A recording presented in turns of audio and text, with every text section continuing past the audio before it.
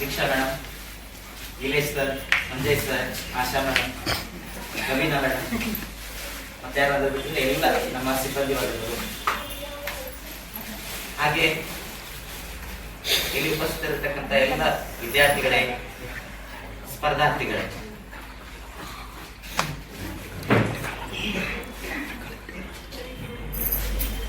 ಏನು ಮಾತಾಡ್ಬೇಕಂತ ಶಬ್ದ ಬರ್ತಾ ಇಲ್ಲ. ಯಾಕಂದ್ರೆ ಬೇರೆ ಬೇರೆ ಫಂಕ್ಷನ್ಸ್ ಅಲ್ಲಿ ಮಾತಾಡ್ತೀವಿ, ಒಂದೊಂದು ಗಂಟೆ ಮಾತಾಡ್ಬೋದು.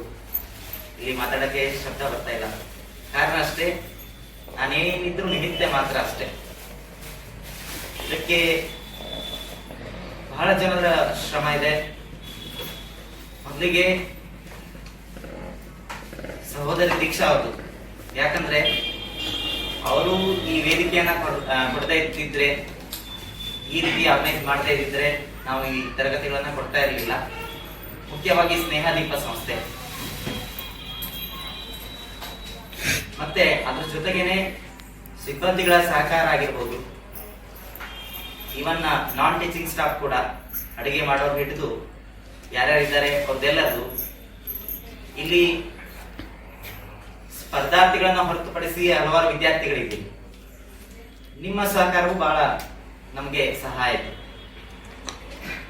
ಸ್ನೇಹಿತರೆ, ನೆನಪಿರ್ಲಿ, ನಮಗೆ ಬಾಹ್ಯ ಚಕ್ಷು ಇಲ್ಲದೆ ಇರಬಹುದು.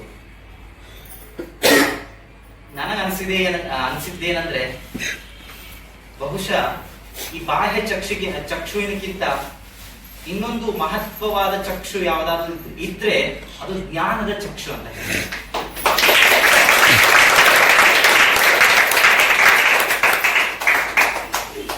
ಬಹುಶಃ ನಮ್ಮ ಹಿರಿಯರು, ಶರಣರು, ಸಂತರು ಅದಕ್ಕಾಗಿ ಅದು ಬರೆದ್ರು ಕಾಣಿಸುತ್ತೆ. ಜ್ಞಾನದ ಬಲದಿಂದ ಜ್ಞಾನದ ಕೇಳ ನೋಡಯ್ಯ, ನಾಲೆಜ್ ಇಸ್ ಪವರ್ ಅಂತ ಹೇಳ್ತಾರೆ. ನಮ್ಮ ದೇಶದ ವೇದಗಳು, ಉಪನಿಷತ್ಗಳು ಇದರ ಮೇಲೆ ಬೆಳಕು ಬೀಳುತ್ತೆ. ಇವತ್ತು ಇತಿಹಾಸದಲ್ಲಿ ಹಲವಾರು ನಾಗರಿಕತೆಗಳು ನಾಶ ಆಗಿದೆ. ಯಾತಕ್ಕಾಗಿ? ಸಂಪತ್ತಿಗಾಗಿ, ಮಣ್ಣಿಗಾಗಿ, ಹೆಣ್ಣಿಗಾಗಿ, ಹೊನ್ನಿಗಾಗಿ. ಇವತ್ತು ಈ ದೇಶ ಇಷ್ಟು ಚೆನ್ನಾಗಿ ಬೆಳೆದು ನಿಂತು ವಿಶ್ವಕ್ಕೆ ಜಗದ್ಗುರು ಆಗಿದೆ ಅಂದ್ರೆ ಕಾರಣ ಭಾರತ ಜ್ಞಾನಕ್ಕೆ ಪ್ರೋತ್ಸಾಹ ಕೊಡ್ತೇ ಹೊರತು ಯಾವ ಸಿರಿಗಲ್ಲ, ಯಾವುದು ಸಂಪತ್ತಕ್ಕಲ್ಲ. ಅದೇ 11/9/2001 ವರ್ಲ್ಡ್ ಟ್ರೇಡ್ ಸೆಂಟರ್ ಬಿತ್ತು.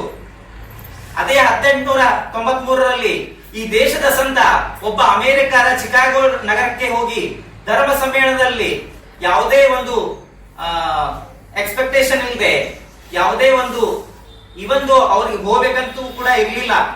ಸೊ ಇತ್ತು ಹೇಳ್ಬೇಕಂತ ಹೇಳಿ ಅದಕ್ಕೆ ಯಾವ ಒಂದು ಪರಿಚಯ ಪಾಸ್ ಅನ್ನ ಕೊಟ್ಟಿದ್ರು, ಅದನ್ನು ಕೂಡ ಕಳ್ಕೊಂಡಿದ್ರು. ಅಲ್ಲಿ ಹೋಗಿ ಎರಡು ಮಾತನ್ನ ಆಡಿದ್ರು. ಯಾವುದು? ಸೊ ಯಾವುದೋ ಒಂದು ಬೇರೆ ದೇಶ ಒಂದು ವಾಣಿಜ್ಯ ಟ್ರೇಡ್ ಸೆಂಟರ್ಸ್ ಅನ್ನ ಅವತ್ತು ಕೆಡವತ್ತಲ್ಲ, ಅದೇ ದಿನ, ಅದೇ ಒಂದು 118-120 ವರ್ಷದ ಹಿಂದೆ ಆ ಸಂತ ಕೇವಲ 5 ಮಾತುಗಳನ್ನ ಇಡೀ ಜಗತ್ತನ್ನ ಗೆದ್ದು ಬಂದಲ್ಲ, ಅದು ಭಾರತದ ಶಕ್ತಿ.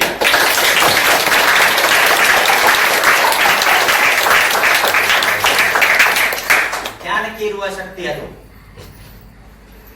ಒಬ್ಬ ಅಮೆರಿಕದ ಹಾರ್ವರ್ಡ್ ಪ್ರೊಫೆಸರ್ ಬರೀತಾನೆ. ಸೊ ಅವ್ರಿಗೆ ಪರಿಚಯ ಪತ್ರವನ್ನು ಕೊಡ್ತಾ ಬರೀತಾನೆ, ಇಡೀ ಅಮೆರಿಕದ ವಿಶ್ವವಿದ್ಯಾಲಯದ ಪ್ರೊಫೆಸರ್ಗಳನ್ನ ಒಂದು ತಕ್ಕಡಿಯಲ್ಲಿ ಹಾಕಿ ವಿವೇಕಾನಂದರನ್ನ ಇನ್ನೊಂದು ತಕ್ಕಡಿಯಲ್ಲಿ ಹಾಕಿದ್ರೆ ವಿವೇಕಾನಂದರ ತೂಕ ಹೆಚ್ಚಾಗತ್ತೆ ಹೊರತು